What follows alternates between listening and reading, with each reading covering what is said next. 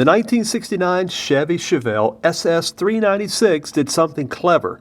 It made big block Chevy muscle feel more available, more visible, and more dangerous to misunderstand. At the center was the 396 V8, the sound and force that gave the car its reputation. But the real twist came from the badge itself. For 1969, SS 396 was no longer a separate Chevelle series. It became RPO Z25, an equipment package. That move put more SS 396 cars within reach, but it also left future generations with harder questions. What makes a Chevelle a real SS when the legend comes as an option? This is Scholar of the Roads on Two Guys and a Ride. Here's why that mattered in the moment. In 1969, muscle cars were not quiet background machines. They were identity statements with carburetors, axle ratios, badges, and neighborhood reputations attached. Chevrolet needed a mid-size big block car that could stand beside the Pontiac GTO, Olds 442, Ford Torino Cobra, and Mercury Cyclone.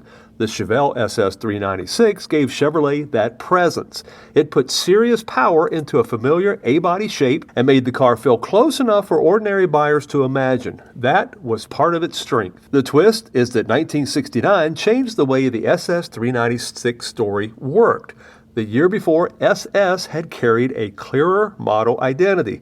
For 1969, the SS 396 became an option package listed as Z25. That choice left a mark. It made the SS 396 more available across eligible Chevelle two-door models, which helped spread the image.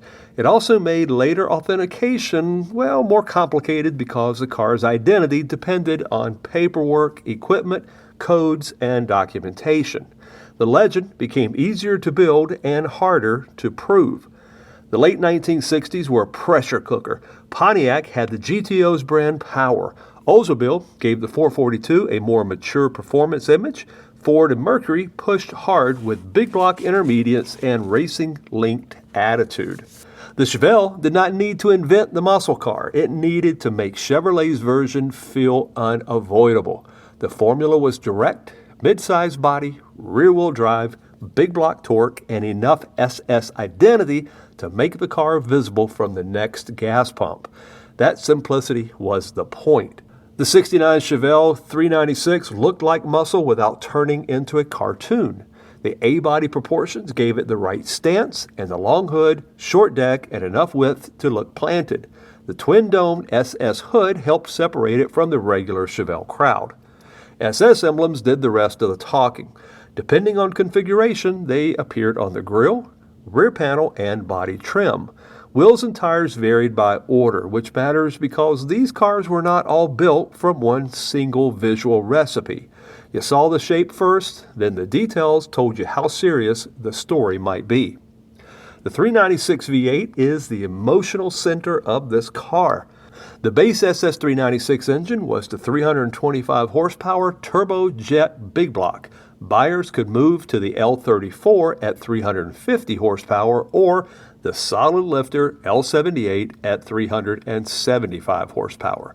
That range gave the Chevelle SS 396 different personalities inside the same larger myth. Some cars were streetable big block cruisers. Others carried sharper intent through engine choices, transmission, axle, and supporting equipment. The sound, the weight over the nose, and the torque all gave the car a physical honesty you could feel before the speedometer told the story. In real life, this was still a late 1960s American midsize car. It used independent front suspension, a rear live axle with coil springs, recirculating ball steering, and front disc brakes with rear drums as part of the SS 396 equipment picture. That gave it the classic muscle car mix of straight-line performance, force, and period handling limits. You could not drive it like a modern performance car. You guided it. You respected the front-end weight, the throttle, the brakes, and the tires. That is part of why it feels so alive in memory. The car asked the driver to understand power, not hide behind it. Inside, the Chevelle kept things familiar. Seating depended on model and trim configuration, with bench or bucket seats available through the right combinations. That cabin matters because it reminds you these were not exotic machines. They were Chevrolets with muscle baked into a usable body. You had a glove box, ashtray, available radio, heater, defroster, and available comfort options. Then you had that big block V8 waiting under that domed hood. That contrast gave the car its street-level power. Here's the one question that makes the rivalry matter. What did Chevrolet need to prove when every brand already had a muscle car? The Pontiac GTO had the original story aura. The old 442 had refinement and torque. The Ford Torino Cobra brought big block threat from outside GM. The Mercury Cyclone spoiler carried aero-flavored attitude and motorsport energy. The Chevelle 396 answered by being direct, accessible, and unmistakably Chevrolet. It didn't need the most complicated image, it needed the right one. Published option records list 86,307 installations of the Z25 SS 396 equipment in 1969. That number helps explain why the cars became so visible in muscle car memory. It also reminds you not to call every 1969 SS 396 rare without looking deeper. Exact production by body style, engine, transmission, and trim varies by source. The L78 cars sit in a more specialized lane than the base SS 396 cars, yet exact counts require careful documentation. Copo 427 Chevelles also appeared in 1969, but those belong to a separate special order story. Factory literature and owner documentation settle this faster than opinions. The 1969 Chevelle SS 396 came to represent Chevrolet muscle at a turning point. It stood between the clearer SS identity before it and the larger 1970 SS 454 shadow that followed. That position makes it more important, not less. It carried the 396 name with real authority. It also showed how Chevrolet used packages, options, and dealer ordering to spread performance across a wider audience. The car became both a machine and a puzzle.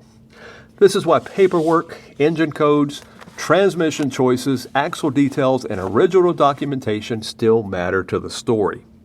The lasting significance of the 1969 Chevrolet Chevelle SS 396 is not only horsepower, it's the way Chevrolet turned performance into something broader, more accessible, and more complicated at the same time.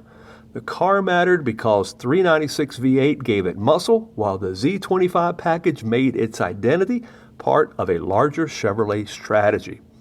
That's why people still talk about it today. The Chevelle 396 sits at the exact point where legend and documentation meet. It looks simple from a distance, big block Chevy, SS badges, muscle car stance. Then you get closer and the story asks you for proof. And this is the real pull of the car. The 69 Chevelle SS 396 gave more drivers access to Chevrolet big block attitude, then left future generations to sort out what was ordered, what had changed, and what survived. It's a passion with a paper trail. It's muscle with a memory problem. And it's still one of the clearest ways to understand why the muscle car era was never only about speed. This has been Scholar of the Roads, where history meets horsepower and every mile tells a story. Please give us a like, hit that subscribe button, and leave a comment down below. Thanks for watching.